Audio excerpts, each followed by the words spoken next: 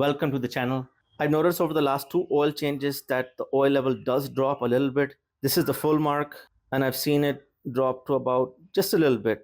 I've had to top it up between 100 to 200 ml, which is not a lot. When I did the last oil change, I did notice some grime over here behind the engine.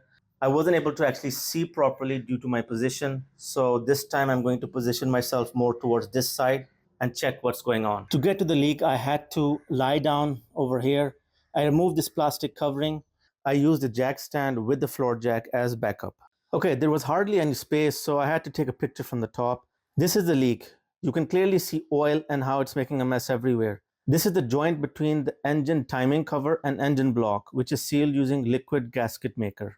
I'm going to try to fix this by applying gasket maker on top. Make sure you buy the right gasket maker, one where it says it can be used for oil pans or it's oil resistant, something like that.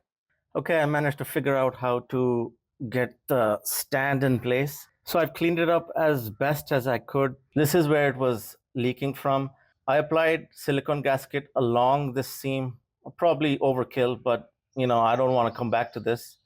The official fix is to remove the timing cover and reseal everything up, but that's a big job. Since this is a small leak, I'm trying this. That black tab that you see over here, that is the gasket. This plug over here is to drain the coolant from the engine block.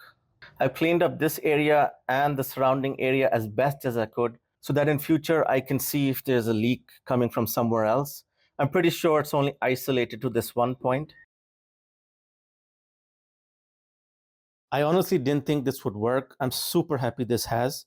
I do believe this will hold for some time at least. However, there is another issue that needs to be addressed very soon. If you notice that your engine is consuming oil between your regular oil changes, there's no need to jump to conclusions that your engine has gone weak, that you need an overhaul. Mechanics here will straight away say to change your whole engine.